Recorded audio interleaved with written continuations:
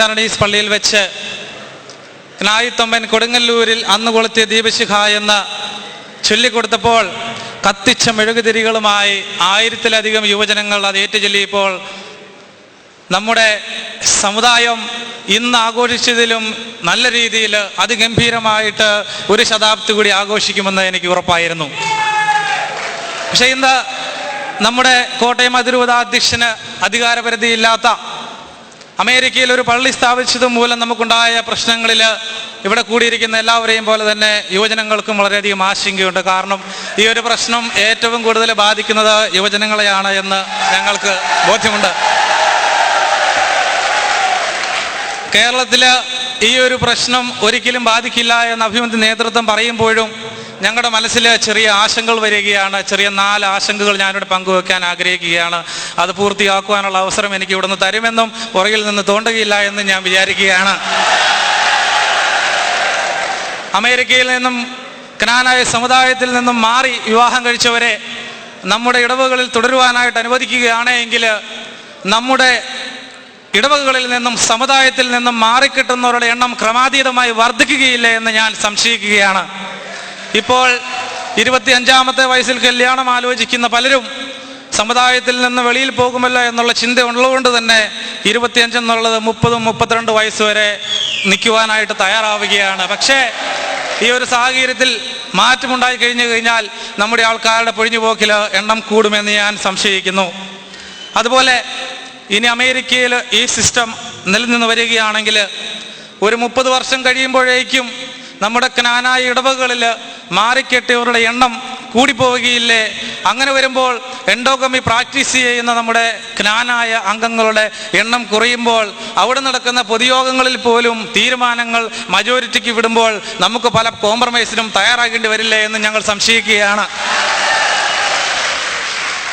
അതുപോലെ കോട്ടയം അതിരൂപതാധ്യക്ഷന് അധികാരപരിധിയില്ലാത്ത മറ്റ് സ്ഥലങ്ങളിലും നമ്മൾ പള്ളികൾ സ്ഥാപിക്കുകയാണെങ്കിൽ, ഉദാഹരണമായിട്ട് ഓസ്ട്രേലിയ, UK, ബോംബെ, മദ്രാസ്, ഡൽഹി എന്നിവിടങ്ങളിൽ പോലും നമ്മൾ പള്ളികൾ സ്ഥാപിച്ചാൽ ഇതേ പ്രശ്നം തന്നെ നമുക്കുണ്ടാവുകയില്ലേ?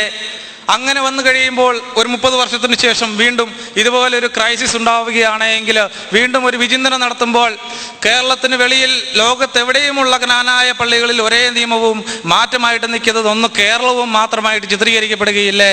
അപ്പോൾ സ്വാഭാവികമായിട്ടും നമ്മുടെ നിയമത്തിൽ മാറ്റം വരുത്തേണ്ട ഒരു സാഹചര്യം ഉരുത്തിരിയുകയില്ലേ എന്നും ഞങ്ങൾ ആശങ്കപ്പെടുകയാണ്.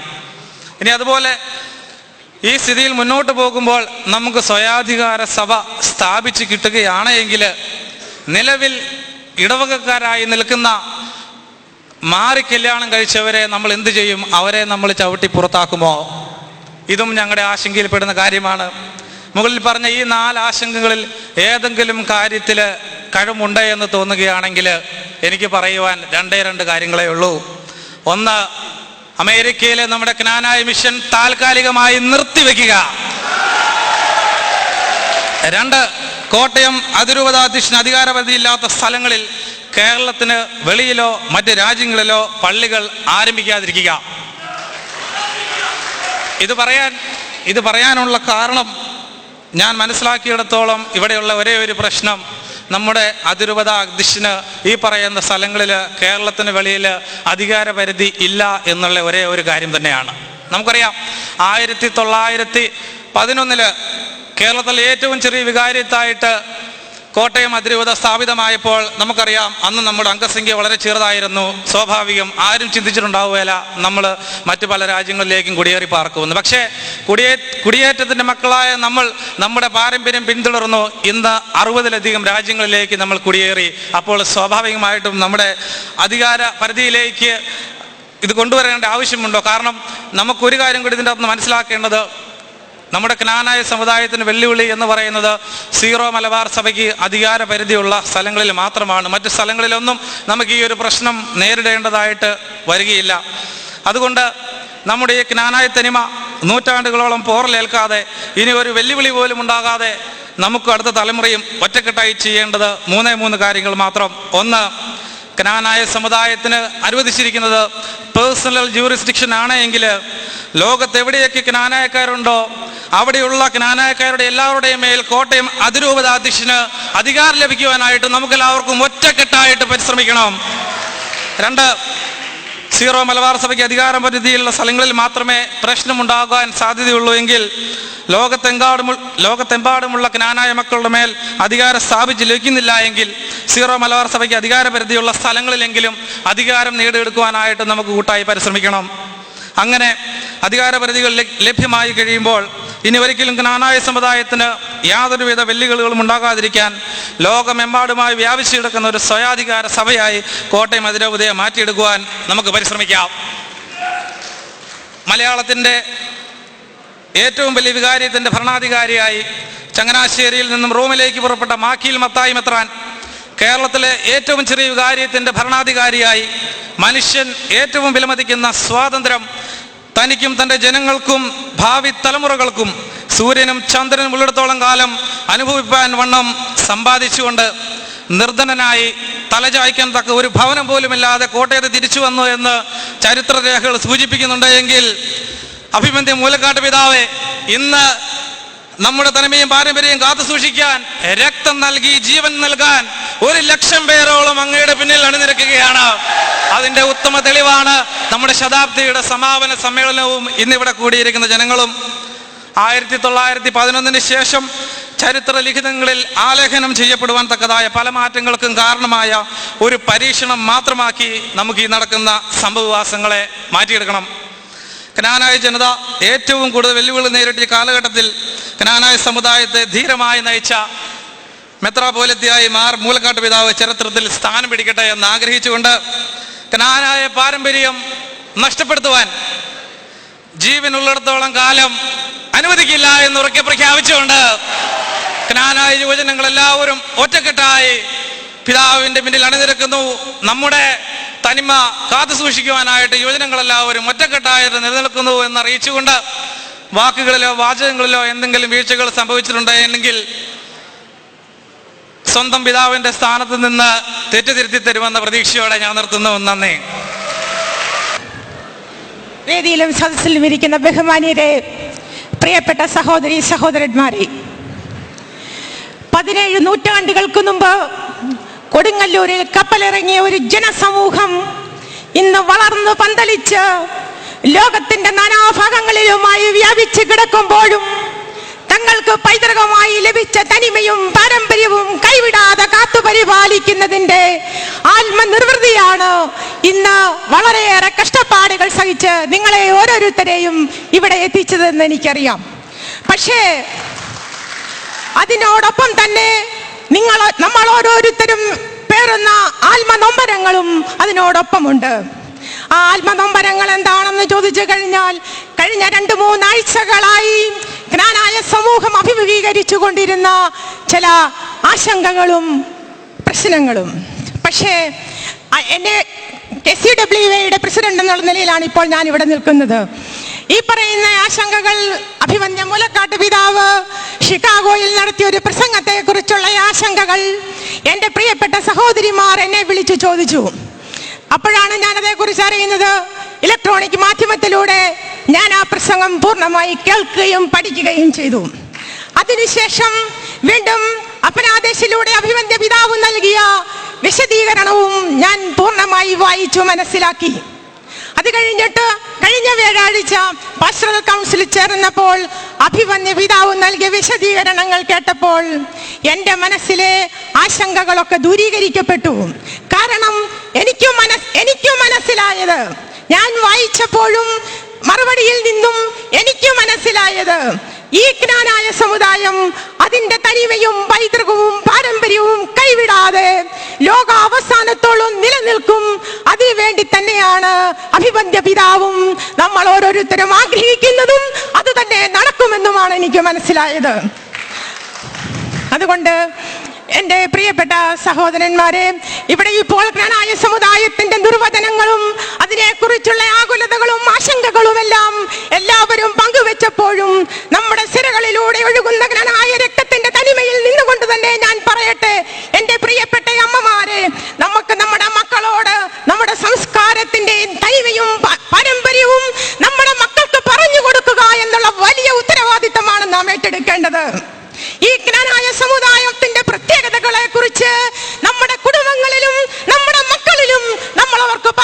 സംരക്ഷിക്കണം. ആ ഒരു വലിയ ഉത്തരവാദിത്വം നാം ഏറ്റെടുത്തേ മതിയാവൂ. കഴിഞ്ഞ തലമുറയിൽ നിന്നും നാം ഏറ്റുവാങ്ങിയ തനിമയും പൈതൃകവും പാരമ്പര്യവും അടുത്ത തലമുറയിലേക്ക് കൈവിടാതെ കോർത്തു പരിപാലിക്കുന്നതിന്റെ ധന്യത അത് നാം ഉൾക്കൊണ്ടേ പറ്റുകയുള്ളൂ. പക്ഷേ ഇപ്പൊ നമുക്ക് മനസ്സിലായി, ഇന്ന് നമ്മൾ അഭിമുഖീകരിക്കുന്ന വലിയ പ്രശ്നം എന്ന് പറയുന്നത് നമ്മുടെ സഭാ മേലധ്യക്ഷന് സിറോ മലബാറിന്റെ അതിർത്തികൾക്കുള്ളിൽ മാത്രമാണ് അധികാര പരിധി എന്നുള്ള സത്യമാണ്. ആ സത്യത്തെ നമ്മൾ അംഗീകരിക്കാതിരിക്കാൻ പറ്റത്തില്ല. കാരണം നിലവിലുള്ള നിയമങ്ങൾ അതാണ്. പക്ഷേ നമ്മളൊന്നായി നമ്മുടെ അഭിമന്യ പിതാവിന്റെ അധികാര പരിധികൾ ജ്ഞാനായ സമുദായം ഉള്ളിടത്തോളം കാലം, ജ്ഞാനായ ജനത നിലനിൽക്കുന്നിടത്തോളം കാലം ആ അധികാര പരിധികൾ കിട്ടണമേ എന്ന് നമ്മൾ ആഗ്രഹിക്കണം. അതിനുവേണ്ടിയാവണം നമ്മുടെ പരിശ്രമങ്ങൾ. എനിക്കൊരു കാര്യവും കൂടി പറയുവാനുണ്ട്.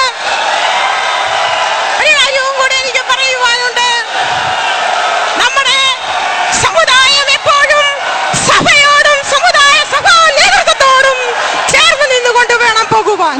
ഇത്രയും പറഞ്ഞുകൊണ്ട് ഞാൻ എന്റെ വാക്കുകൾ അവസാനിപ്പിക്കുന്നു. നന്ദി.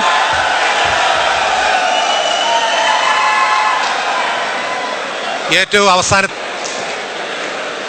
അഭിവന്ദ്യ പിതാവെ, വേദിയിലിരിക്കുന്ന മറ്റ്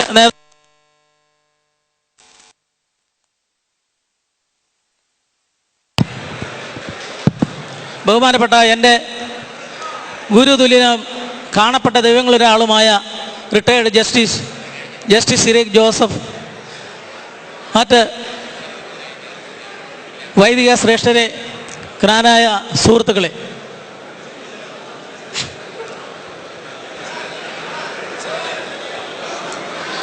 ജ്ഞാനായ സമുദായം നമ്മുടെ പൂർവികരുടെ അഭിമന്യ മാക്കീൽ പിതാവിൻ്റെയൊക്കെ കഷ്ടപ്പാടിൻ്റെയും ക്ലേശങ്ങളുടെയും ബുദ്ധിമുട്ടുകളുടെയും നിന്ദനങ്ങളുടെയും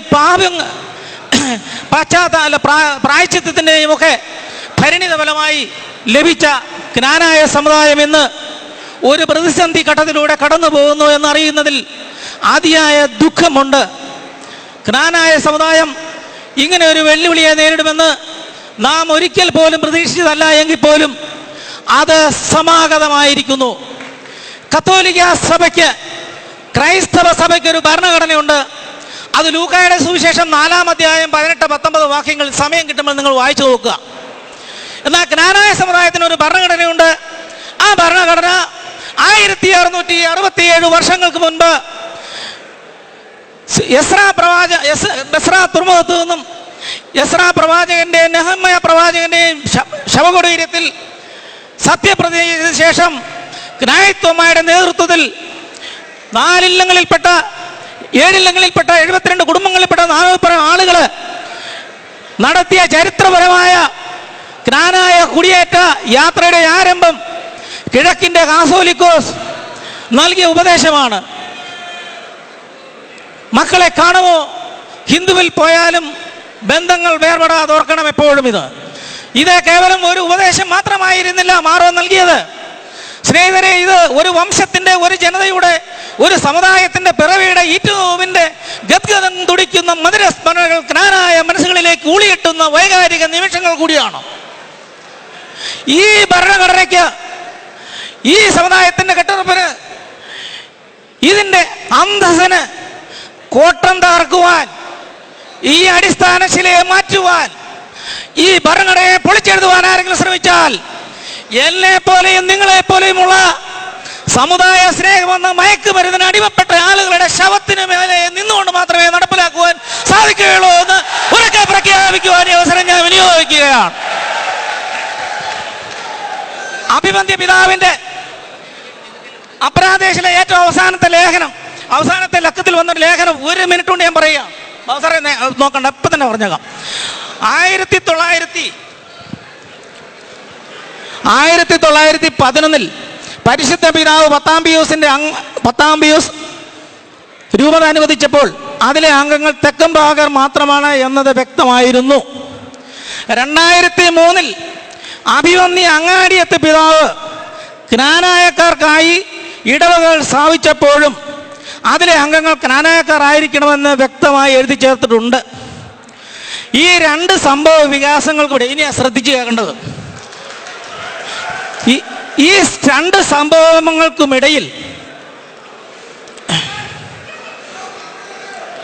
ഒരു വ്യത്യാസം സമൂഹത്തിൽ എൻഡോമി പാലിക്കാത്ത ജ്ഞാനായക്കാർ ഉണ്ടാവുകയും, നിങ്ങൾ ശ്രദ്ധിച്ചു കേൾക്കുക, ശ്രദ്ധിച്ചു കേൾക്കുക, ശ്രദ്ധിച്ചു കേൾക്കുക.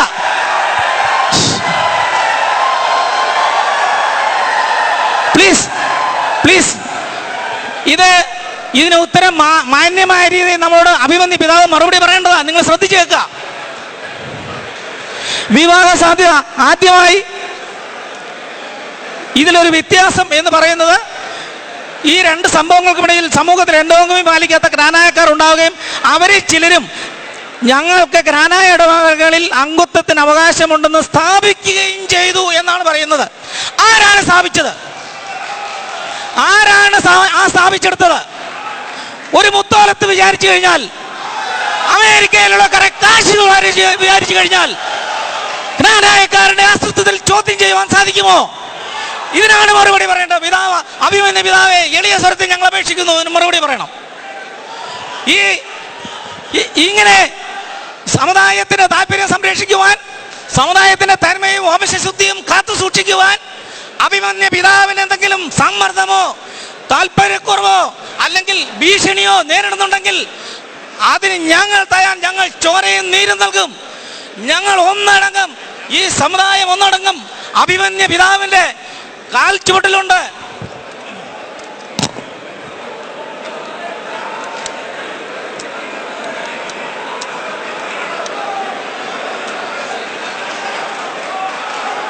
ചെയ്യുന്നു. ഈ സമുദായത്തിന് പോറേൽക്കുവാൻ, ഇതിനെ നിലനിൽപ്പിനെ ചോദ്യം ചെയ്യുവാൻ ആരെയും ഞങ്ങൾ അനുവദിക്കുകയില്ല. അതിനുവേണ്ടി പിതാവിന്റെ പിന്നിൽ ഞങ്ങൾ അടിയുറച്ച് നിൽക്കുമെന്ന് സത്യം ചെയ്തുകൊണ്ട് ഞാൻ എൻ്റെ എളിയ വാക്കുകൾ ഉപസംഹരിക്കുന്നു.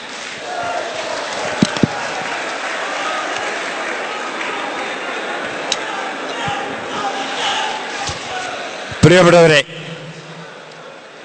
എല്ലാവരും അവരവരുടെ സ്ഥാനങ്ങളിൽ ഇരിക്കണം. നമ്മൾ അടുത്തായിട്ട് ഇവിടെ സംസാരിച്ചവരുടെ എല്ലാം പ്രസംഗങ്ങൾ പിതാവ് കേട്ടു. ജനത്തിൻ്റെ വികാരം പിതാവ് മനസ്സിലാക്കി. പിതാവ് ഏതാണ്ട് എല്ലാവരും പറഞ്ഞ കാര്യങ്ങൾ നോട്ട് ചെയ്തിട്ടുണ്ട്. പിന്നെ ഇവിടെ കുറേ പേരെ എഴുതി തന്നിട്ടുണ്ട്. ഈ എഴുതി തന്നൊക്കെ ഞാനൊന്ന് ശ്രദ്ധിച്ചു. ഇതിൽ ഏതാണ്ട് ബഹുഭൂരിപക്ഷവും ഇവിടെ പ്രസംഗിച്ച ആളുകൾ പറഞ്ഞ കാര്യങ്ങൾ തന്നെയാണ്. അപ്പോൾ അതിൻ്റെ മറുപടി പറയുമ്പോൾ തീർച്ചയായിട്ടും നമ്മൾ ഈ എഴുതി തന്നവരുടെ ആവശ്യം, ഉദാഹരണമായിട്ട് ഡെഫിനിഷൻ എന്താണ്, നമ്മുടെ ഡെഫിനിഷൻ മാറ്റി നിർവചിക്കാമോ, ഇങ്ങനെയുള്ള പല ചോദ്യങ്ങളുമാണ്. അപ്പോൾ അതുകൊണ്ട് പിതാവിൻ്റെ പ്രസംഗത്ത് സമയത്ത് ഒരു കാര്യം ഞാൻ പറയാം. പിതാവ് നമ്മുടെ പിതാവാണ്. ഒരു കാരണവശാലും നമ്മളുടെ അഭിപ്രായ വ്യത്യാസങ്ങൾ നമ്മൾ പറയും. നമ്മുടെ അഭിപ്രായ വ്യത്യാസങ്ങൾ പിതാവ് മനസ്സിലാക്കും. അത് മനസ്സിലാക്കി പിതാവ് മറുപടി പറയും. അതുകൊണ്ട് ആരും ആ പിതാവ് പ്രസംഗിക്കുന്ന സമയത്ത് ഒരു പ്രയാസം ഉണ്ടാക്കരുത്. തീർച്ചയായിട്ടും അത് നമ്മുടെ സമുദായത്തിൻ്റെ ഒരു കളങ്കമായി മാറരുത്. അതുകൊണ്ട് ദയവായിട്ട് ഞാൻ ഒരിക്കൽ കൂടി അഭ്യർത്ഥിക്കുകയാണ്, എല്ലാവരും സമചിത്തതയോടുകൂടി ഇരിക്കണം എന്ന് മാത്രം പറഞ്ഞുകൊണ്ട് അഭിമന്യ പിതാവിനെ ഞാൻ സംസാരിക്കുവാനായിട്ട് ശ്രമിക്കുന്നു.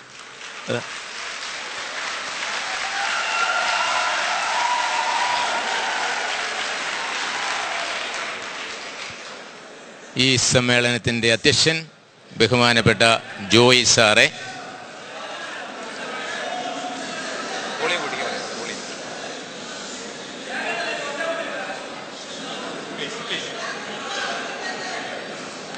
പ്രിയങ്കരനായ നമ്മുടെ സമുദായത്തിൻ്റെ അഭിമാനമായ ശ്രീ ജസ്റ്റിസ് സിറിയക് ജോസഫ്, വേദിയിലും സദസ്സിലുമുള്ള മറ്റ് വിശിഷ്ട വ്യക്തികളെ, ബഹുമാനപ്പെട്ട വൈദികരെ, സിസ്റ്റേഴ്സ്, സ്നേഹമുള്ള പ്രിയ സഹോദരി സഹോദരന്മാരെ, യഥാർത്ഥത്തിൽ ഈ 1.5-2 മണിക്കൂർ സമയം ഇവിടെ ഇരുന്നപ്പോൾ ജ്ഞാനായ സമുദായ ബോധവും അതിലുള്ള ആവേശവും വാസ്തവത്തിൽ എൻ്റെ സിരകളിൽ വളരെയേറെ ചൂട് പകരുകയായിരുന്നു.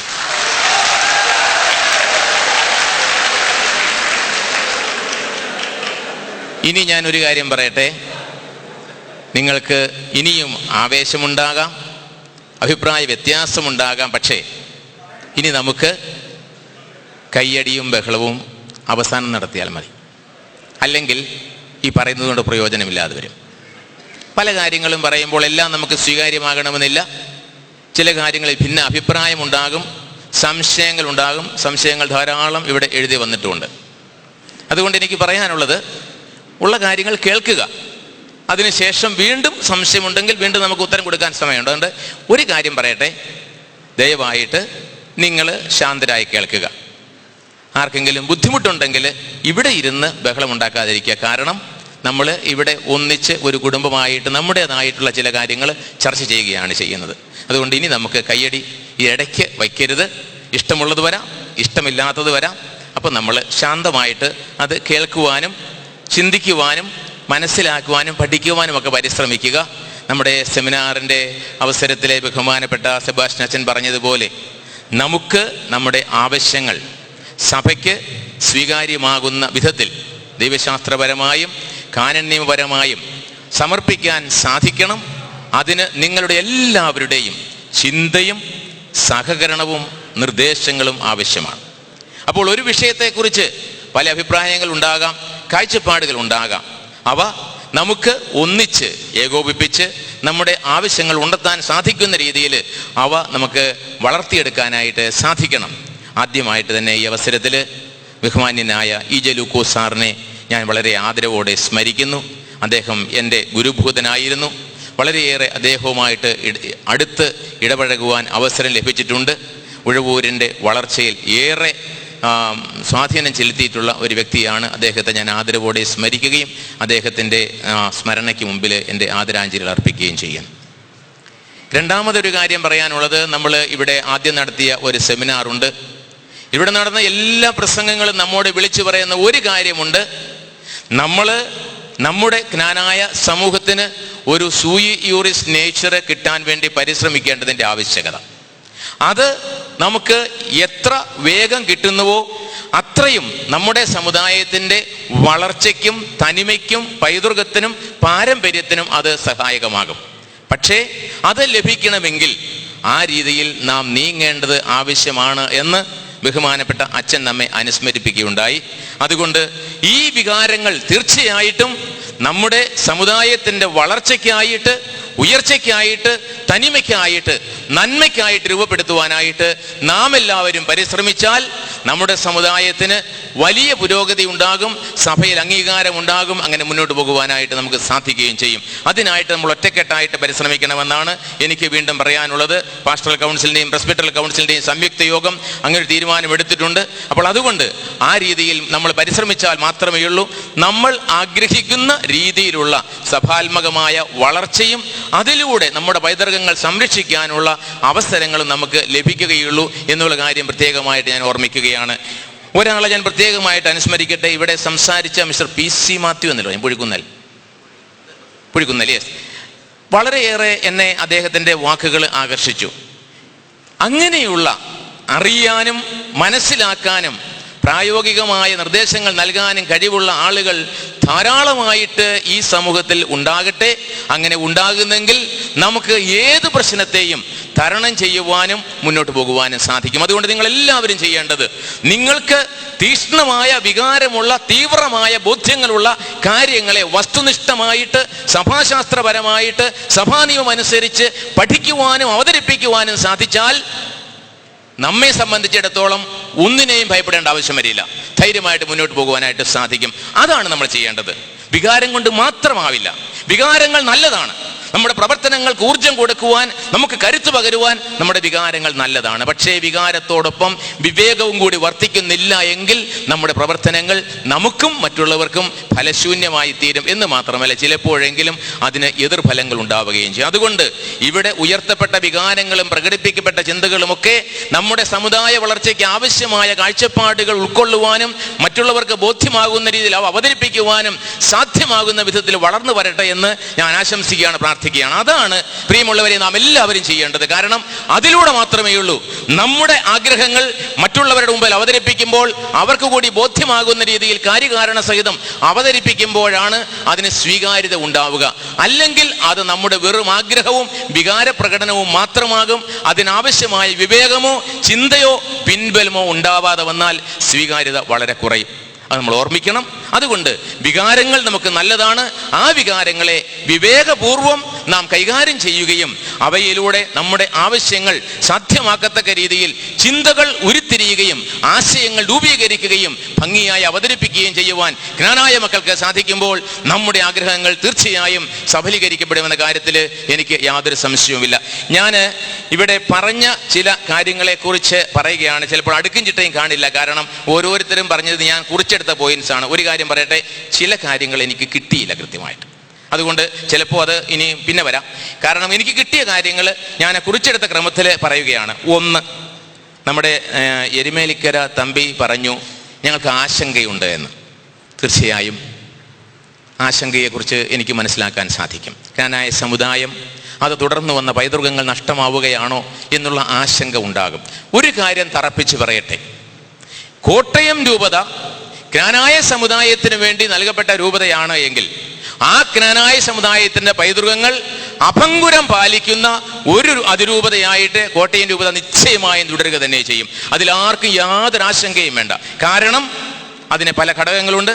കോട്ടയം രൂപതയെ സംബന്ധിച്ചിടത്തോളം ഇവിടെ പ്രകടിപ്പിക്കപ്പെട്ട ആശങ്കകൾക്കൊന്നും യാതൊരു അടിസ്ഥാനവുമില്ല. കാരണം അത് കോട്ടയം രൂപതയ്ക്ക് ജ്ഞാനായ സമുദായത്തിന് തെക്കുംഭാഗ ജനത്തിന് വേണ്ടി നൽകപ്പെട്ട രൂപത എന്നുള്ള നിലയിൽ ആ തെക്കുംഭാഗ ജനത്തിൻ്റെ ആ പൈതൃകങ്ങൾ പാലിച്ചുകൊണ്ട് മുന്നോട്ട് പോകുവാനായിട്ട് തീർച്ചയായിട്ടും സാധിക്കും. അതേക്കുറിച്ച് യാതൊരു ആശങ്കയും വേണ്ട. ഒരു കാര്യം അതേക്കുറിച്ച് പറയാനുള്ളത്, നമ്മുടെ 10-ാം പിയൂസ് മാർപ്പാപ്പ നമുക്ക് രൂപത തന്ന അവസരത്തിൽ, വികാരിയാത്ത് തന്ന അവസരത്തിൽ നമുക്ക് തന്നത് എൻഡോഗമസ് വികാരിയാത്താണ് എന്ന് ഒരു പ്രചരണം, എന്ന ഒരു അഭിപ്രായം പലരും പറയുകയുണ്ടായി. പ്രിയമുള്ളവരെ, ഇവിടെ തന്നെ ആരോ വായിച്ചു, മാക്കിൽ പിതാവ് എഴുതി കൊടുത്തത് കഴിഞ്ഞ 15 നൂറ്റാണ്ടുകളായി പരസ്പര കെട്ടുബന്ധമില്ലാതെ ജീവിക്കുന്ന 2 സമുദായങ്ങൾ, അതിലൊരു സമുദായമാണ് തെക്കുംഭാഗ സമുദായം. ആ സമുദായത്തിന് അതുകൊണ്ട് തന്നെ അതിൻ്റെതായ സ്വന്തം സഭാഘടന വേണം എന്നാണ് എഴുതിയത്. അതുകൊണ്ട് എൻഡോഗമസ് ആയിരുന്നു എന്ന് നമ്മൾ ഇപ്പോൾ പറയുമ്പോൾ അന്ന് എഴുതിയതിലേക്ക് അത് നമ്മൾ ആരോപിക്കുന്നത് അത്ര ബുദ്ധിപൂർവമാണോ എന്ന് ചിന്തിക്കേണ്ടിയിരിക്കുന്നു. തീർച്ചയായും തെക്കുംഭാഗ സമുദായത്തിന് വേണ്ടിയാണ് രൂപത തന്നത്, പ്രോജന്റെ ശുദ്ധിസ്തിക്കം. പക്ഷെ അന്ന് പറഞ്ഞ തെക്കുംഭാഗ ജനം 15 നൂറ്റാണ്ടായിട്ട് മറ്റു സമുദായങ്ങളുമായി കെട്ടുബന്ധമില്ലാതെ ജീവിച്ച ഒരു സമൂഹമാണ് എന്ന് അഭിവന്യ മാക്കിൽ പിതാവ് എഴുതി കൊടുത്ത ആ അപേക്ഷയിൽ പറഞ്ഞിട്ടുണ്ട്. പരിശുദ്ധ പിതാവ് 10-ാം പിയൂസ് തീരുമാനമെടുക്കുമ്പോൾ തീർച്ചയായും ഇതൊരു വലിയ ഘടകമാണ് നമ്മൾ ഓർത്തിരിക്കുക. എൻഡോഗമസ് എന്ന് നമ്മൾ പറയുന്നത് നമ്മുടെ ഒരു സാമൂഹ്യ ആചാരമാണ്. കെട്ടുബന്ധമില്ലാതെ ജീവിക്കുന്ന സമൂഹത്തെ സംബന്ധിച്ചിടത്തോളം ഇവിടെ ഉണ്ടായിട്ടുള്ള പ്രശ്നങ്ങൾക്ക് യാതൊരു കാര്യവുമില്ല. ഞാനൊരു കാര്യം പറയട്ടെ, നാം ഇവിടെ ഉയർത്തിയ വികാരങ്ങളുടെ പകുതിയെങ്കിലും നമ്മുടെ സമുദായത്തെ എൻഡോഗമസായി സൂക്ഷിക്കാനായിട്ട് നമ്മൾ ചിലവാക്കുന്നുവെങ്കിൽ നമുക്കൊരു പ്രശ്നവുമില്ല.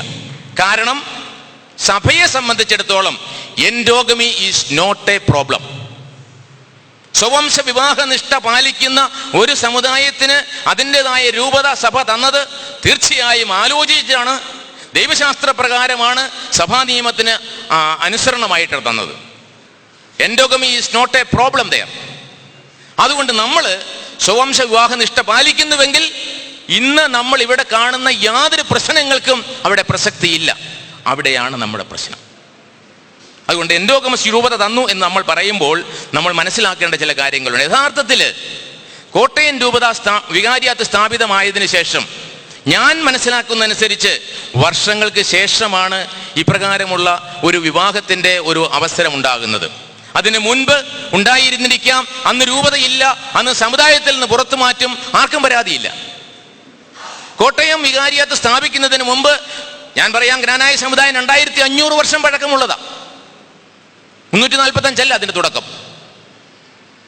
BC 500 എസ്രാ നെഹെമിയ പ്രവാചകന്മാരുടെ കാലം മുതൽ കാത്തു സൂക്ഷിച്ച ശക്തമായ സ്വവംശ വിവാഹ നിഷ്ഠയുടെ തുടർച്ചയാണ് 345 കേരളത്തിലേക്ക് കുടിയേറി ജ്ഞാനായക്കാര്. അതുകൊണ്ട് ജ്ഞാനായ സമുദായം എന്ന് പറയുന്നത് 345 അല്ല, 2500 വർഷം പഴക്കമുള്ള ഒരു വളരെ ശക്തമായ നിശ്ചയദാർഢ്യമുള്ള ഒരു സമൂഹമാണ്. ആ സമൂഹത്തിലാണ് ഇന്ന് പാളിച്ച വന്നത്. അതുകൊണ്ട് അക്കാര്യം നമ്മൾ മനസ്സിലാക്കിയിരിക്കുക. അപ്പോൾ നമുക്ക് രൂപത തന്ന അവസരത്തിൽ അതിനു മുൻപ് ഒരുപക്ഷെ ആരെങ്കിലുമൊക്കെ ജ്ഞാനായ സമുദായത്തിന് പുറത്തു നിന്ന് ഏതെങ്കിലും സ്ത്രീകളെ വിവാഹം കഴിച്ചിരുന്നാൽ തീർച്ചയായും അവരെ സമുദായം ഉൾക്കൊണ്ടിരുന്നില്ല.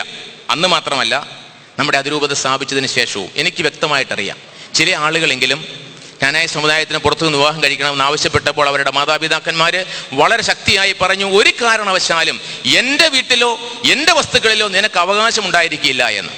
അങ്ങനെ തീവ്രതയോടും തീഷ്ണതയോടും കൂടി നമ്മുടെ പിതാക്കന്മാർ സൂക്ഷിച്ച ഒരു വലിയ സ്വഭാവ വിശേഷമാണ് സ്വവംശ വിവാഹ നിഷ്ഠ.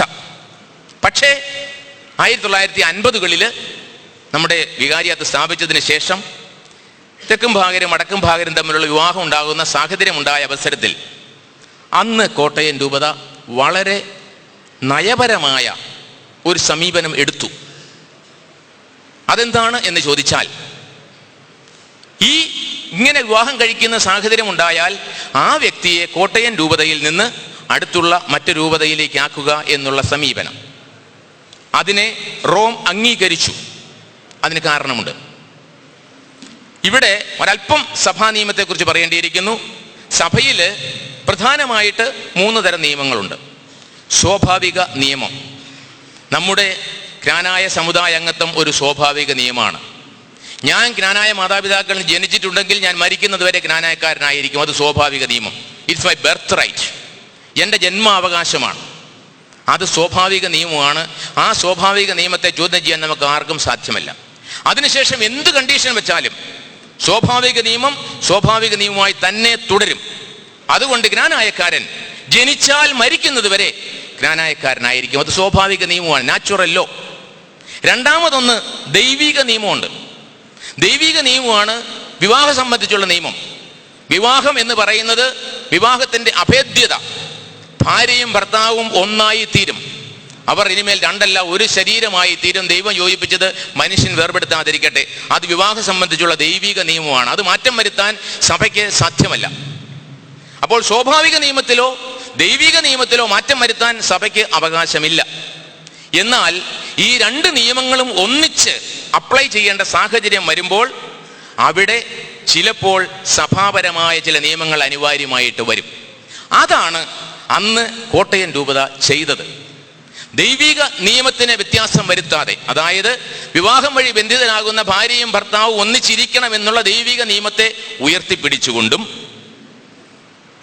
സ്വാഭാവിക നിയമം അനുസരിച്ച് ഒരു ജ്ഞാനായക്കാരൻ ജനിച്ചാൽ മരിക്കുന്നവരെ ജ്ഞാനായക്കാരനായിരിക്കും എന്നുള്ള ആ സ്വാഭാവിക നിയമത്തെ ഉയർത്തിപ്പിടിച്ചും കോട്ടയം രൂപത ചെയ്തത്, അങ്ങനെയുള്ള സാഹചര്യങ്ങളിൽ ഈ 2 നിയമവും നിലനിൽക്കത്തക്ക രീതിയിൽ ആ ജ്ഞാനായ വ്യക്തിയെ അടുത്തുള്ള രൂപതയിലേക്ക് മാറ്റുക എന്ന തീരുമാനമെടുത്തു. രൂപതയിലേക്ക് മാറ്റുക. ഇവിടെ ഒരു വ്യത്യാസം പ്രിയമുള്ളവരെ മനസ്സിലാക്കണം. സമുദായ അംഗത്വവും രൂപത അംഗത്വവും രണ്ടും രണ്ടാണ്. ബഹുമാനപ്പെട്ട മാത്യു അച്ഛനോട് പറയുകയുണ്ടായി. 2500 വർഷം പഴക്കമുള്ള സമുദായത്തിന്റെ അംഗത്വം ജന്മം കൊണ്ട് മാത്രം കിട്ടുന്നതാണ്. ആ സമുദായത്തിൽ കത്തോലിക്കരുണ്ട്, അകത്തോലിക്കരുണ്ട്, ഒരുപക്ഷെ മറ്റ് പല മതവിഭാഗക്കാരും കാണും. പക്ഷേ സമുദായ അംഗത്വം എന്ന് പറയുന്നത് ജനനം കൊണ്ട് കിട്ടുന്നതാണ്. അതുകൊണ്ട് ആ സമുദായ അംഗത്വം എടുത്തു മാറ്റാൻ സഭയ്ക്ക് അവകാശമില്ല, എടുത്തു മാറ്റിയിട്ടുമില്ല. കോട്ടയം രൂപത ചെയ്തത് എന്താണ്? ഈ വ്യക്തിയെ മറ്റ് രൂപതയിൽ ചേരാൻ അനുവദിക്കുന്നു, അല്ലെങ്കിൽ അതിന് അനുകൂലമായ ഒരു നിയമം സൃഷ്ടിച്ചു. ആ നിയമം സൃഷ്ടിച്ചു. ആ വ്യക്തി അവിടെ ചേർന്ന് വിവാഹം നടത്തി. റോമിലേക്ക് എഴുതി, ഈ പ്രശ്നം ഞങ്ങൾ ഇവിടെ സോൾവ് ചെയ്തു. റോമിന് പ്രശ്നമില്ല, കാരണം സഭാ നിയമത്തിന് വിരുദ്ധമല്ല, സ്വാഭാവിക നിയമത്തിന് വിരുദ്ധമല്ല. പ്രശ്നം സോൾവ് ചെയ്തു. വളരെ സന്തോഷം. ഈ ഒരു നിലപാട് കൊണ്ടാണ് കോട്ടയം രൂപത ഇന്നും 2005 സ്റ്റാറ്റസ് കോ നിലനിർത്താൻ പറഞ്ഞപ്പോഴും പിന്നീട് നമ്മുടെ രൂപതയുടെ നിയമങ്ങൾ പറഞ്ഞപ്പോഴും ഈ രൂപത നിയമം ഇവിടെ നടപ്പിലാക്കുന്നതിൽ സഭാപരമായിട്ടോ ദൈവശാസ്ത്രപരമായിട്ടോ കാനോനികമായിട്ടോ തെറ്റില്ല എന്നുള്ളത് കൊണ്ടാണ് സഭ ഇതിനെ അംഗീകരിക്കുന്നത്. അല്ലാതെ നമ്മളെ പേടിച്ചിട്ടല്ല. നമ്മൾ ഈ നിയമം നടപ്പിലാക്കിയപ്പോൾ അതിന് യഥാർത്ഥത്തിൽ കാനോനികമായിട്ടുള്ള ഒരു വ്യവസ്ഥിതി സംജാതമാക്കുകയാണ് ചെയ്തത്. പക്ഷേ നമ്മളൊന്ന് മനസ്സിലാക്കണം, ആ ആളിനെ നമ്മൾ പുറത്താക്കുകയല്ല, അടുത്തുള്ള രൂപതയിൽ ചേരാൻ അനുവദിക്കുകയാണ് ചെയ്യുന്നത്. ഇന്നും അതുതന്നെയാണ് ചെയ്യുന്നത്. അതിന് നമ്മൾ പെർമിഷൻ എന്നാണ് പറയുന്നത്. ഈ പെർമിഷൻ കൊടുത്താൽ അതിനർത്ഥം ആ വ്യക്തിക്ക് അവിടെയുള്ള സ്ഥലത്തെ സീറോ മലബാർ രൂപതയിൽ അംഗമായി ചേരാനുള്ള അനുവാദം കൊടുത്തു എന്നർത്ഥം. ഇനി അതിൻ്റെ ബാക്കി, അങ്ങനെ പെർമിഷൻ കിട്ടി ചേർന്ന ആളുകളുടെ ഭാര്യ അല്ലെങ്കിൽ ജീവിത പങ്കാളി മരിച്ചാൽ ആ വ്യക്തി വീണ്ടും ക്നാനായ സമുദായത്തിൽ നിന്ന് വിവാഹം കഴിച്ച സമുദായാംഗമായി തുടരും എന്നുള്ളതിന് ധാരാളം ഉദാഹരണങ്ങൾ നമ്മുടെ രൂപതകളിലുണ്ട്. നിങ്ങൾക്ക് ആർക്ക് വേണമെങ്കിലും അത് പിന്നീട് സൗകര്യം പോലെ പരിശോധിക്കാം. അപ്പോൾ ഞാൻ പറഞ്ഞു വന്നത്, ഈ സമുദായ അംഗത്വവും രൂപതാംഗത്വവും തമ്മിലുള്ള ഈ വ്യത്യാസം നമ്മൾ കൃത്യമായി മനസ്സിലാക്കിയില്ലെങ്കിൽ നമുക്ക് ആകെ അസ്വസ്ഥത ഉണ്ടാകും. യഥാർത്ഥത്തിൽ സമുദായാംഗത്വം ജനനം കൊണ്ട് മാത്രം കിട്ടുന്നതും മരണം കൊണ്ട് മാത്രം അവസാനിക്കുന്നതുമാണ്. ആർക്കും മെത്രാനോ മാർപ്പാപ്പായ്ക്കോ പോലും കൊടുക്കാനോ തിരിച്ചെടുക്കാനോ സാധിക്കാത്ത ഒരവകാശമാണ് അത് എന്നുള്ളത് നമ്മൾ ദയവായി ഓർത്തിരിക്കുക. നമ്മുടെ സമുദായത്തിൻ്റെ പാരമ്പര്യമനുസരിച്ച് നമ്മൾ ഭംഗിയായിട്ട് ആ രണ്ട് നിയമങ്ങളെയും കൂട്ടിച്ചേർത്ത് സൃഷ്ടിച്ച ഒരു സഭാ നിയമമാണ് ഈ രൂപതയിൽ നിന്നും സ്ഥലത്തെ രൂപതയിലേക്ക് ചേർന്ന് അവരുടെ വിവാഹം നടത്തുക എന്നുള്ളത്. അതിനെ റോം അംഗീകരിച്ചു. കാരണം അത് ഒരു പാസ്റ്ററൽ ലോ ആണ്. അജപാലനപരമായിട്ടുള്ള ഒരു നിയമം, ദൈവിക നിയമത്തെയോ സ്വാഭാവിക നിയമത്തെയോ അതിലംഘിക്കാത്ത ഒരു സഭാ നിയമം ഉണ്ടാക്കാനായിട്ട് കോട്ടയം രൂപതയ്ക്ക് സാധിച്ചതുകൊണ്ട് ആ നിയമം ഇന്നും നമ്മൾ തുടരുന്നു. അത് നമ്മെ സംബന്ധിച്ചിടത്തോളം സഭ അംഗീകരിച്ചതിൻ്റെ ഭാഗം തന്നെയാണ്. അതാണ് അതിൻ്റെ കാര്യം. അപ്പോൾ അങ്ങാടിത്തെ പിതാവുമായി ഞാൻ അഡ്ജസ്റ്റ്മെൻറ്റ് നടത്തി എന്ന് പറഞ്ഞു. ഇത് പലരും പറഞ്ഞതിൻ്റെ കാണും. ഞാൻ ഒരു അഡ്ജസ്റ്റ്മെൻറ്റും നടത്തിയിട്ടില്ല. യഥാർത്ഥത്തിൽ നമ്മുടെ ക്നാനായക്കാർ വടക്കേ അമേരിക്കയിൽ കുടിയേറിയ അവസരത്തിൽ അവർക്ക് ക്നാനായ വൈദികരുടെ സേവനം ലഭിക്കണമെന്ന് അവർ ആവശ്യപ്പെടുകയും അഭിയന്ന് കുന്നശ്ശേരിൽ പിതാവ് 1983 നമ്മുടെ ചൊള്ളമ്പേൽ അച്ഛനെ അങ്ങോട്ട് അയക്കുകയും ചെയ്തു. അച്ഛൻ അവിടെ ചെന്ന് അവർക്ക് വേണ്ടി ശുശ്രൂഷ തുടങ്ങി. അവർ നല്ല ഒരു സഭാ ഘടകമായിട്ട് വളരാൻ തുടങ്ങി. ആ അവസരത്തിൽ അവിടെ ഉണ്ടായിരുന്ന വടക്കും ഭാഗര് അവർക്കും വേറെ വൈദികനെ വേണമെന്ന് ആവശ്യപ്പെടുകയും വേറൊരു വൈദികനെ അവിടെ വരുത്തുകയും ചെയ്തു. ചിക്കാഗോ ലത്തീൻ രൂപതയിലാണ് സംഭവിക്കുന്നത് കേട്ടോ, സീറോ മലബാറിലല്ല. അങ്ങനെ വന്നപ്പോൾ ഇത് രണ്ടിലും പെടാത്ത രീതിയിൽ കുറച്ചു പേര് പെരുമാറി. അതായത് നമ്മുടെ കൂടെ നിന്ന് കോട്ടയം രൂപതയിൽ നിന്ന് അനുവാദം വാങ്ങി മാറിപ്പോയി വടക്കും ഭാഗത്ത് വിവാഹം കഴിച്ച കുറച്ച് ആളുകൾ അമേരിക്കയിലുണ്ടായിരുന്നു. അവർ പറഞ്ഞു, ഇവിടെ ഇന്നിപ്പോൾ ക്നാനായ മിഷനുണ്ട്, വടക്കും ഭാഗർക്കുള്ള സീറോ മലബാർ മിഷനുണ്ട്. ഞങ്ങൾ ക്നാനായക്കാരായതുകൊണ്ട് ഞങ്ങൾക്ക് ഈ മിഷനിൽ അംഗത്വം വേണമെന്ന് പറഞ്ഞു. അവരവരുടെ കാരണങ്ങൾ അവിടെ അമേരിക്ക ചിക്കാഗോ അതിരൂപതയിലെ കർദിനാളിന് മുമ്പിൽ അവതരിപ്പിച്ചു. അവർ പറഞ്ഞ കാരണം ഇത് മാത്രമാണ്: ഞങ്ങൾ ജന്മം കൊണ്ട് ക്നാനായക്കാരാണ്. കോട്ടയം രൂപതയിൽ നിന്ന് ഞങ്ങൾ പുറത്തായെങ്കിലും ഇവിടെ ഞങ്ങൾ അമേരിക്കയിലെ കോട്ടയം രൂപതയുടെ കീഴിലല്ല. ഇവിടെ ക്നാനായക്കാർക്ക് ഉണ്ടാകുന്ന സംവിധാനങ്ങളിൽ പങ്കാളികളാകാൻ ഞങ്ങൾക്ക് അവകാശമുണ്ട്. അത് ഞങ്ങളുടെ ജന്മാവകാശമാണെന്ന് പറഞ്ഞു. അവിടെ വാസ്തവത്തിൽ എന്തുമാത്രം ആലോചിച്ചിട്ടെന്നറിയില്ല, എന്തായിരുന്നാലും ചിക്കാഗോയിലെ കർദിനാൾ പറഞ്ഞു അവരെ കൂടി എടുക്കണം എന്ന് പറഞ്ഞു. എടുക്കണം എന്ന് പറഞ്ഞപ്പോൾ നമ്മൾ അത് ബുദ്ധിമുട്ടാണ് എന്ന് പറഞ്ഞു. അത് റോമിലേക്ക് പോയി. റോമിൽ നിന്ന് നമുക്ക് കത്ത് കിട്ടി. 86 റോം പറഞ്ഞു, ഇവിടെ അമേരിക്കയിൽ ഇങ്ങനെ ഒരു സംവിധാനം ഉണ്ടാക്കുമ്പോൾ കോട്ടയത്തെ രീതി ഇങ്ങോട്ട് കൊണ്ടുവരാൻ പാടില്ല. അതുകൊണ്ട് ഇവിടെ ക്നാനായക്കാരായ എല്ലാവർക്കും ക്നാനായ മിഷനിൽ അംഗത്വം അനുവദിക്കേണ്ടത് ആവശ്യമാണ് എന്ന് ഡിഗ്രി നൽകി. നമ്മൾ വീണ്ടും പല പ്രാവശ്യം എഴുതി, എനിക്കറിയാം കൊല്ലവറം വെച്ച് പല പ്രാവശ്യം എഴുതിയതാണ്. പക്ഷേ ഇവിടെ ഉണ്ടായ ഒരു ചെറിയ പ്രശ്നം, നമ്മളിവിടെ കോട്ടയത്ത് ക്നാനായക്കാർ മാറിക്കെട്ടുമ്പോൾ അവരെ പുറത്താക്കുകയാണ് എന്നുള്ളൊരു ചിന്ത ക്രമേണ സഭാതലങ്ങളിൽ വർദ്ധിച്ചു വന്നു. നമ്മൾ ആദ്യം കൊടുത്തിരുന്നത്, ഇപ്പോഴും കൊടുത്തുകൊണ്ടിരിക്കുന്നത് പെർമിഷൻ ടു ലീവ് ദ പാർക്കിയാണ്. പക്ഷേ ഇന്ന് സഭാതലങ്ങളിൽ വത്തിക്കാൻ ഉൾപ്പെടെ ഉള്ള കാഴ്ചപ്പാട് നമ്മൾ ആളെ പുറത്താക്കുകയാണ് എന്നുള്ളതാണ്. ഇവർക്കെതിരായി നമ്മൾ സംസാരിക്കുമ്പോഴൊക്കെ നമ്മൾ ശ്രദ്ധിക്കുക, നമ്മൾ സഭയ്ക്ക് കൊടുക്കുന്ന ഇംപ്രഷൻ അതാണ്: പുറത്താക്കാൻ നമുക്ക് അവകാശമില്ല.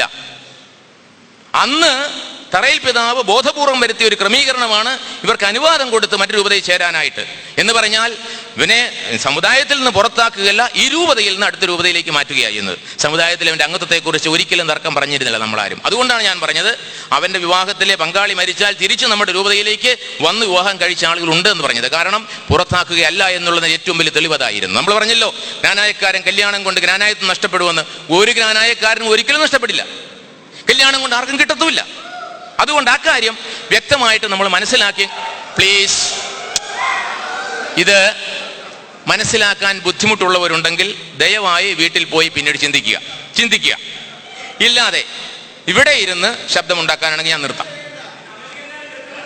എനിക്ക് അമേരിക്കക്കാരെ കുറിച്ചല്ല ഇവിടെയുള്ള പറയാനുള്ളത്. എനിക്ക് പറയാനുള്ളത് ഇവിടുത്തെ കാര്യമാണ്.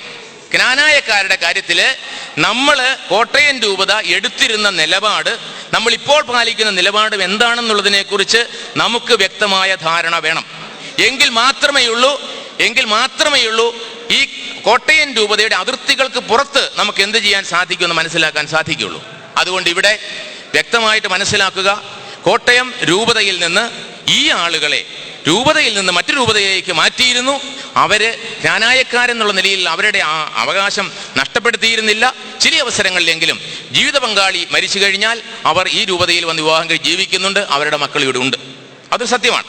ആ രീതിയിലാണ് വന്നിരുന്നത്. ഇനി കോട്ടയം മെത്രാനെ സംബന്ധിച്ചിടത്തോളം കോട്ടയം രൂപതയുടെ അതിർത്തികൾക്കുള്ളിൽ മാത്രമേ ഉള്ളൂ ഭരണാധികാരമുള്ളൂ. വ്യക്തമായ കാര്യമാണത്. അതുകൊണ്ട് തന്നെ കോട്ടയം രൂപതയ്ക്ക് പുറത്ത് നമ്മുടെ ആളുകൾ പോയപ്പോൾ ആദ്യകാലം മുതലേ നമ്മുടെ ആളുകൾ ജ്ഞാനായ വൈദികരുടെ കീഴിൽ ജ്ഞാനായ പള്ളികൾ ഉണ്ടാക്കി ജീവിച്ചിരുന്ന പശ്ചാത്തലത്തിൽ നമ്മുടെ ആളുകൾക്ക് സ്വന്തമായ വൈദികരെ വേണമെന്ന് ആവശ്യപ്പെട്ടത് കൊണ്ടാണ് 1986 മുതൽ 83 മുതൽ നമ്മുടെ വൈദികരെ നമ്മൾ അയച്ചുകൊണ്ടിരുന്നത്. ലത്തീൻ സഭയുടെ കീഴിൽ നമ്മുടെ വൈദികർ അവിടെ ജോലി ചെയ്തുകൊണ്ടിരുന്നു നമ്മുടെ ആളുകൾക്ക് വേണ്ടിയിട്ട്. പിന്നീട് 2001 സീറോ മലബാർ സഭ വന്നു. സീറോ മലബാർ സഭ വന്നപ്പോൾ സീറോ മലബാർ സഭയുടെ കീഴിലാണ് നമ്മുടെ എല്ലാ മിഷനുകളും. ഇനി ഒരു കാര്യം പറഞ്ഞുകൊള്ളട്ടെ, നമ്മൾ സീറോ മലബാറിൻ്റെ പിന്നാലെ നടന്നാൽ എന്ന് പറഞ്ഞു. പ്രിയമുള്ള സഹോദരന്മാരെ, ശാന്തമായി നമ്മൾ ആലോചിച്ചേ പറ്റൂ. ഈ സീറോ മലബാർ എന്ന് പറയുന്ന മറ്റാരുടെയും സൃഷ്ടിയല്ല, ക്നാനായക്കാരുടെ സൃഷ്ടിയാണ്. വാസ്തവത്തിൽ കേരളത്തിലേക്ക് സുറിയാനി ആരാധനാക്രമവും സുറിയാനി സഭയുടെ പൈതൃകങ്ങളും പാരമ്പര്യങ്ങളും കൊണ്ടുവന്നതും നട്ടുവളർത്തിയതും പരിപോഷിപ്പിച്ചതും ക്നാനായക്കാർ തന്നെയാണ്. അതുകൊണ്ട് സീറോ മലബാർ എന്ന് പറഞ്ഞാൽ മറ്റാരുടേതാണ് എന്നുള്ള ഒരു ധാരണ നമുക്കുണ്ടായിരിക്കുന്ന അർത്ഥമില്ല. ഒരുപക്ഷെ ഇന്ന് സീറോ മലബാറിൽ മറ്റുള്ള രൂപതകളുടെ എണ്ണം വർദ്ധിക്കുകയും മെത്രാന്മാരുടെ എണ്ണം കൂടുകയും ഒക്കെ ചെയ്തപ്പോൾ നമ്മൾ ഒരു ചെറിയ മൈനോറിറ്റി ആയി എന്നുള്ളത് ശരിയാണെങ്കിൽ പോലും യാഥാർത്ഥ്യം വിസ്മരിക്കാൻ പാടില്ല. അതുകൊണ്ട് സീറോ മലബാറിനെ തള്ളിപ്പറയുന്നവർ നമ്മുടെ യഥാർത്ഥ പൈതൃകത്തെയാണ് തള്ളിപ്പറയുന്നത് എന്നുള്ളത് ദയവായിട്ട് ഓർക്കുക. കാരണം നമ്മുടെ പിതാക്കന്മാര്, നമ്മുടെ മെത്രാന്മാര്, ഉറഹാമാർ യൂസേപ്പ് മുതൽ ഇവിടെ വന്നുകൊണ്ടിരുന്ന നമ്മുടെ മെത്രാന്മാരാണ് ഇവിടെ സീറോ മലബാർ ലിറ്ററേച്ചർ സ്ഥാപിച്ചതും പരിപോഷിപ്പിച്ചതും വളർത്തിയെടുത്തതും. അതുകൊണ്ട് സീറോ മലബാറിനെ തള്ളിപ്പറയുന്നവർ ദയവായിട്ട് ഓർമ്മിക്കുക, നമ്മുടെ പൈതൃകത്തെ തന്നെയാണ് നമ്മൾ തള്ളിപ്പറയുന്നത്. മറ്റുള്ളവരുടെ മുമ്പിൽ നമ്മൾ ഇളിഭരാകാതിരിക്കാൻ പ്രത്യേകം ശ്രദ്ധിക്കുക നല്ലതാണ്. അതുകൊണ്ട് സീറോ മലബാർ അല്ല നമ്മുടെ വിഷയം. സീറോ മലബാർ രൂപത എന്ന് പറയും, സീറോ മലബാർ സഭ എന്ന് പറയുന്നത് സഭയുടെ സംവിധാനത്തിന്റെ ഭാഗമാണ്. അതുകൊണ്ട് ഇനി അച്ഛൻ പറഞ്ഞു സഭയും സമുദായവും തമ്മിലുള്ള വ്യത്യാസത്തെക്കുറിച്ച് പറഞ്ഞാൽ ഇന്ത്യയിൽ കടക്കുന്നില്ല. ഇനി ജന്മം കൊണ്ടും കർമ്മം കൊണ്ടും എന്ന് പറഞ്ഞു. എന്ത് കർമ്മം കൊണ്ടാണ് നമുക്കൊരാളെ ജ്ഞാനായക്കാരനാക്കാൻ പറ്റുന്നത്? ആലോചിച്ചാൽ മതി. എന്ത് കർമ്മം കൊണ്ടാണ് ജ്ഞാനായക്കാരനല്ലാത്ത ഒരു വ്യക്തി ജ്ഞാനായക്കാരനാകുന്നത്? ഒരിക്കലും ആവില്ല.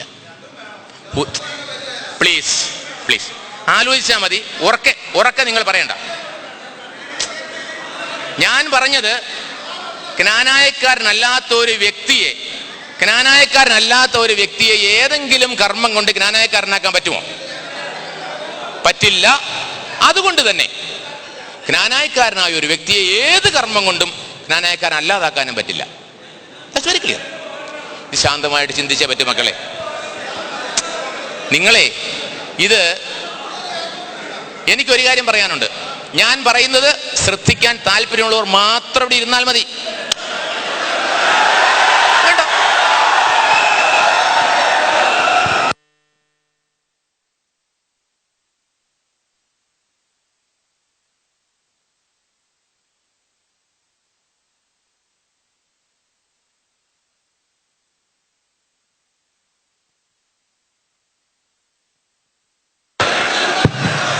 ദയവായിട്ട് പ്ലീസ് ഒരു 5 മിനിറ്റ് കൊണ്ട് പിതാവ് പറഞ്ഞ് അവസാനിപ്പിക്കും. അതുവരെ ദയവായിട്ട് ശബ്ദം ഉണ്ടാകാതിരിക്കും.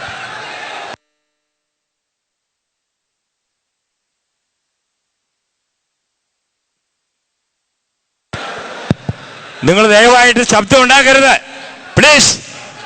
അത് പിതാവ് പറഞ്ഞ് അവസാനിപ്പിച്ചിട്ട് നമ്മൾ വീണ്ടും ചർച്ചയുണ്ട്. അവിടെ ഇരി. പിതാവ് പറഞ്ഞ് അവസാനിപ്പിച്ച ശേഷം നമ്മുടെ റിട്ടയർഡ് ജസ്റ്റിസ് സിറേഖ് ജോസഫ് സാർ സംസാരിക്കും. അത് കഴിഞ്ഞ് പ്രമേയമുണ്ട്. ആ പ്രമേയങ്ങൾക്ക് ശേഷം നമ്മൾ അവസാനിപ്പിക്കും. അതുകൊണ്ട് പ്രിയമുള്ളവരെ, ഞാൻ പറഞ്ഞു ഇത് വളരെ വികാരമുള്ള ഒരു വേദിയാണ്, മനസ്സിലാക്കാൻ സാധിക്കും. പക്ഷേ നമ്മൾ മറ്റുള്ളവരെ ബഹുമാനിക്കുക എന്നുള്ളത് നമ്മുടെ ഒരു ചുമതലയാണ്. നമ്മുടെ കൂടെ ഇരിക്കുന്ന ആളുകൾക്ക് ഇവിടെ പറയുന്ന കാര്യങ്ങൾ കേൾക്കാനുള്ള അവസരം നമ്മൾ കൊടുക്കണം. അഭിപ്രായ വ്യത്യാസങ്ങൾ, ഞാൻ ആദ്യം പറഞ്ഞല്ലോ, അഭിപ്രായ വ്യത്യാസങ്ങൾ ഉണ്ടാകാം. പക്ഷേ ഇവിടെ പറയുന്ന കാര്യങ്ങൾ കേൾക്കാനും മനസ്സിലാക്കാനുമുള്ള അവസരം മറ്റുള്ളവർക്ക് കൊടുക്കുന്നത് നമ്മുടെ സഭ്യതയുടെ ഒരു മാനദണ്ഡമാണ്.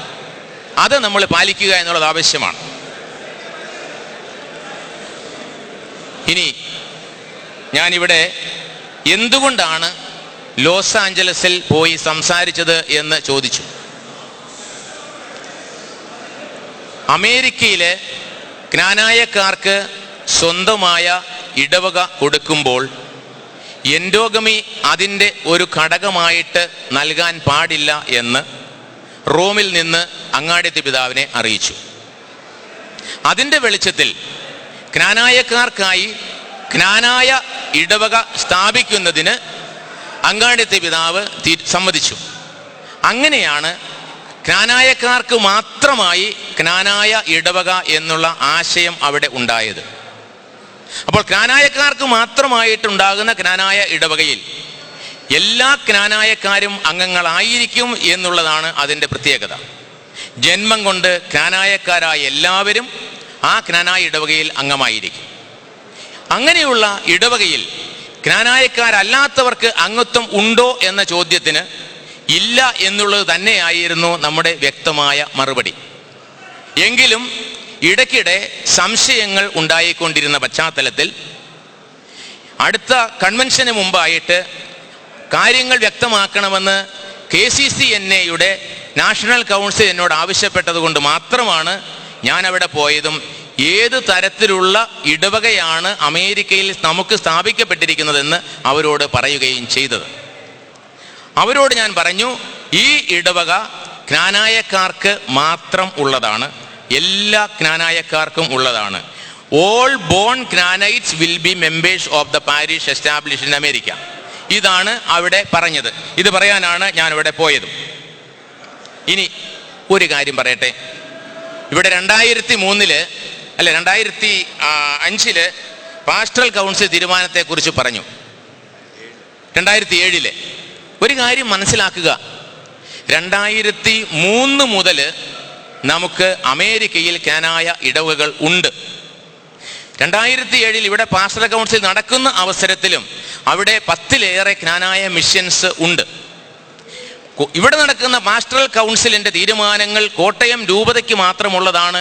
കോട്ടയം രൂപതയ്ക്ക് പുറത്ത് അതിന് പ്രസക്തിയില്ല. അപ്പോൾ പാസ്റ്ററൽ കൗൺസിൽ തീരുമാനിച്ചു എന്ന് പറയുമ്പോൾ നമ്മുടെ പൈതൃകങ്ങളിൽ നമ്മൾ മാറ്റം വരുത്തുകയില്ല എന്നുള്ളത് കോട്ടയം രൂപതയുടെ നിയമമാണ്. കോട്ടയം രൂപതയ്ക്ക് പുറത്ത് ഒരു നിയമമുണ്ടാക്കാൻ കോട്ടയം മെത്രാനോ കോട്ടയം രൂപതയുടെ പാസ്റ്ററൽ കൗൺസിലിനോ യാതൊരു അധികാരവുമില്ല. എന്നാൽ അവിടെ നമ്മുടെ ജ്ഞാനായക്കാർ താമസിക്കുന്നത് കൊണ്ട് അവർക്ക് വേണ്ടി ആവുന്ന രീതിയിലുള്ള സഹായം ചെയ്യുക എന്നുള്ളത് നമ്മുടെ ചുമതലയാണ്.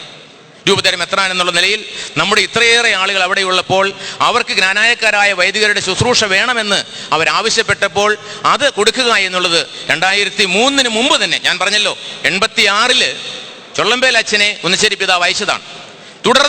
തുടർച്ചയായിട്ട് വൈദികര് പല സ്ഥലങ്ങളിലും പോയിരുന്നു.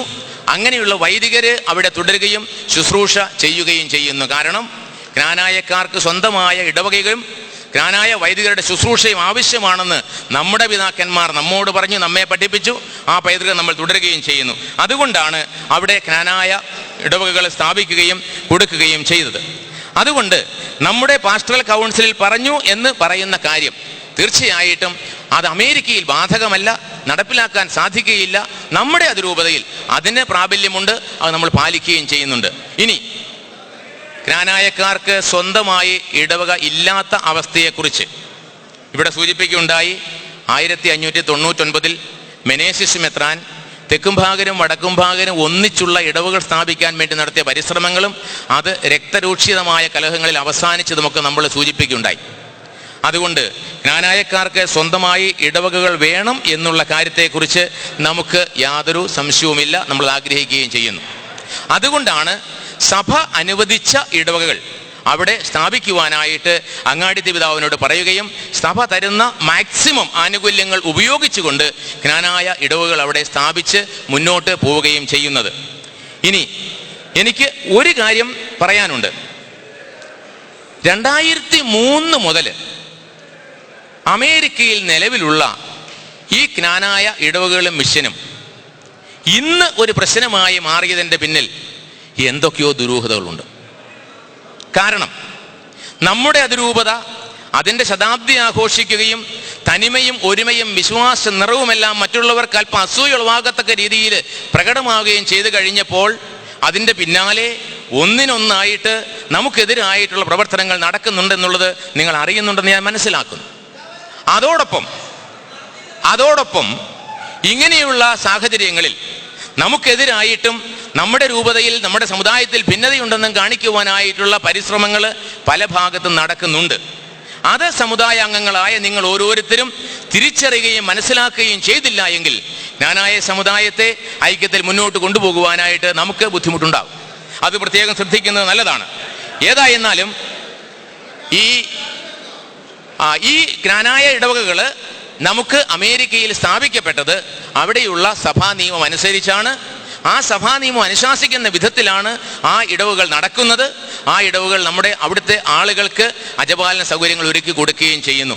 ഇത്രയുമാണ് എനിക്കിതേക്കുറിച്ച് പറയാനുള്ളത്. തീർച്ചയായിട്ടും ഇനിയും അനേകം ചോദ്യങ്ങൾ കാണും, ഇവിടെ എഴുതി കൊടുത്ത ചോദ്യങ്ങൾ ഉണ്ടാകും. പക്ഷേ ചുരുക്കമായിട്ട് ഇതാണ് പറയാനുള്ളത്. നമുക്ക് അമേരിക്കയിൽ അജപാലന അധികാരമില്ല. നമ്മളൊരു സൂയിയൂറിസ്റ്റ് ചർച്ചായിട്ട് മാറുന്ന അവസരത്തിൽ തീർച്ചയായിട്ടും അതിനുള്ള സാധ്യതകളുണ്ട്. അതേക്കുറിച്ച് നമുക്ക് ചിന്തിക്കാം, പഠിക്കാം, അതിനുവേണ്ടി പ്രവർത്തിക്കാം. അതുവരെ ലോകത്തിൻ്റെ നാനാഭാഗങ്ങളിലുള്ള നമ്മുടെ ആളുകൾക്ക് സഭാപരമായിട്ടുള്ള ഒരു സംവിധാനം ഉണ്ടാക്കി കൊടുക്കുന്നില്ല എങ്കിൽ നമ്മുടെ സൂയിയൂറിസ് വളരെ വളരെ അകലങ്ങളിലേക്ക് നീങ്ങിക്കൊണ്ടേയിരിക്കും. അതുകൊണ്ട് ഇന്ന് നമുക്ക് അമേരിക്കയിലുള്ള ഇത്രയും ഇടവകകൾ നമ്മുടെ ജ്ഞാനായ സമുദായത്തിൻ്റെ ഭാഗമായിട്ട് നിലനിൽക്കുന്നുവെങ്കിൽ നമ്മുടെ ഈ ജ്ഞാനായ സമുദായത്തിന് ഒരു സൂയിയൂറി സഭയാകാനുള്ള സാധ്യതകളാണ് അവിടെ കൂടി വരുന്നത്. അവിടെ സഭ കൊടുത്തിരിക്കുന്ന നിർദ്ദേശങ്ങൾ ഞാൻ സൂചിപ്പിച്ചതുപോലെ സ്വാഭാവിക നിയമവും ദൈവിക നിയമവും തമ്മിലുള്ള ഒരു വൈരുദ്ധ്യം ഉളവാകുന്ന പശ്ചാത്തലം അറിഞ്ഞോ അറിയാതെയോ നമ്മുടെ ഇൻസിസ്റ്റൻസ് കൊണ്ട് ഉണ്ടായിട്ടുണ്ട്. ഇവിടെ നമ്മളത് വളരെ മനോഹരമായ രീതിയിൽ അത് രണ്ടും കൂട്ടിച്ചേർത്തുണ്ടാക്കിയ സഭാ നിയമം പ്രാബല്യത്തിൽ വരികയും അത് സഭ അംഗീകരിക്കുകയും ചെയ്തു. ഇതേ സമീപനമാണ് നമുക്ക് ആവശ്യമായിട്ടുള്ളത്, നമ്മൾ അംഗീകരിക്കേണ്ടത്. അങ്ങനെയെങ്കിൽ നമുക്ക് മറ്റു സ്ഥലങ്ങളിലും ഇതേ രീതിയിലുള്ള സഭാ ഘടകങ്ങൾ ഉണ്ടാക്കാനും സഭാപരമായിട്ടുള്ള സൗകര്യങ്ങൾ ക്രമീകരിക്കാനും സാധിക്കും. തീർച്ചയായും തിരക്കൊന്നുമില്ല, സാവകാശം നമുക്ക് ചിന്തിക്കാം. നമ്മളെല്ലാവരും പഠിക്കുക. ഇനിയുള്ള സ്ഥലങ്ങളിലേക്ക് എന്തു വേണമെന്ന് നമ്മൾ ആലോചിച്ചിട്ട് ചെയ്താൽ മതി. നമ്മളിപ്പോൾ ചെയ്തതേ ഉള്ളൂ. അമേരിക്കയിലുള്ള ഇത്രയും ആളുകൾ അവർക്ക് ജ്ഞാനായ വൈദികരുടെ ശുശ്രൂഷ വേണമെന്ന് ആവശ്യപ്പെട്ടപ്പോൾ അതിന് സഭ അനുവദിക്കുന്ന എല്ലാ സൗകര്യങ്ങളും പ്രയോജനപ്പെടുത്തിക്കൊണ്ട് അവർക്ക് ഇടവക സ്ഥാപിക്കാനായിട്ട് അവിടുത്തെ പിതാവ് തീരുമാനിച്ചു. അതിന് വൈദികരെ നമ്മൾ വിട്ടുകൊടുത്തു, അവരവിടെ ശുശ്രൂഷ ചെയ്യുന്നു. മറ്റ് സ്ഥലങ്ങളിലെ കാര്യം അത് വരുമ്പോൾ നമുക്ക് ആലോചിക്കാം. ഇതാണ് എനിക്ക് പറയാനുള്ളത്.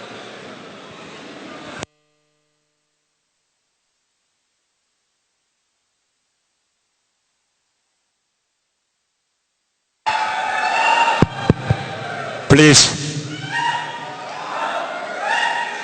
ദയവായിട്ട് ശബ്ദം ഉണ്ടാക്കരുത്. നിങ്ങൾ സിറിക് സാറ് അപ്പോൾ ഇനി നന്ദി പറയുന്നതിന്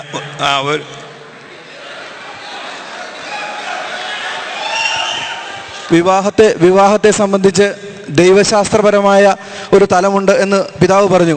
എൻ്റെ വിവാഹവേളയിൽ എൻ്റെ മുൻപിൽ അർപ്പിച്ച പ്രാർത്ഥനയിൽ പറഞ്ഞത്, നിങ്ങൾ ഇന്നു മുതൽ രണ്ടല്ല ഒന്നാണ്. പുരുഷൻ മാതാപിതാക്കളെയും എല്ലാവരെയും വിട്ട് സ്ത്രീയോട് ചേർന്ന് ഒറ്റ ശരീരമായി തീരുമെന്നാണ് പറഞ്ഞത്. ജ്ഞാനായ ആ ഒരു പാരമ്പര്യത്തിൽ കലർപ്പ് ഉണ്ടാകുന്നുണ്ട്. പുറത്തുനിന്ന് വിവാഹം കഴിക്കുന്നവൻ മറ്റുള്ളവരോട് ചേരുമ്പോൾ കലർപ്പുണ്ടാകുന്നു. അവർ ഒറ്റ ശരീരമായി തീരപ്പെടുന്നു. ആ ഒറ്റ ശരീരമായി തീർന്നവൻ ജ്ഞാനായ സമുദായത്തിൽ നിന്ന് പുറത്തേക്ക് പോയി. അതുകൊണ്ട്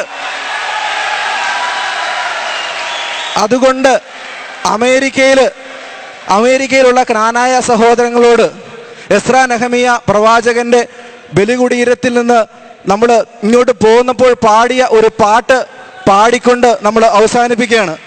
മക്കളെ കാണുമോ US-ൽ പോയാലും ബന്ധങ്ങൾ വേർവിടാതോർക്കണം എപ്പോഴും 10 അങ്ങെപ്പോഴും ചിന്തിപ്പിൻ പാടുമറിയാതിരിക്കണം നിങ്ങൾ. Thank you. അടുത്തതായിട്ട് നമ്മളുടെ ഈ സമ്മേളനത്തിൻ്റെ അവസാനമാണ്.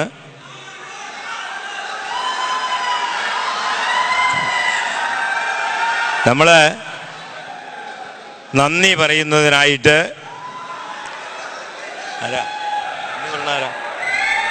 ബിനോയ് ഇടയാടിച്ച് ജോയിന്റ് സെക്രട്ടറി, അല്ല അതിന് മുമ്പായിട്ട് അത് പിതാവ് പോവും. അത് കഴിഞ്ഞ് ഞങ്ങളെല്ലാം ഇരിക്കണം. നമ്മൾ വീണ്ടും ചർച്ച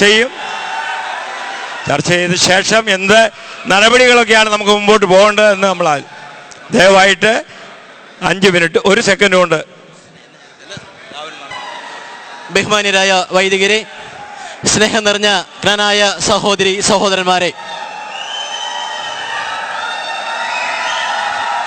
ക്നാനായ സമുദായത്തിന്റെ ഈ പ്രതിസന്ധി ഘട്ടങ്ങളിൽ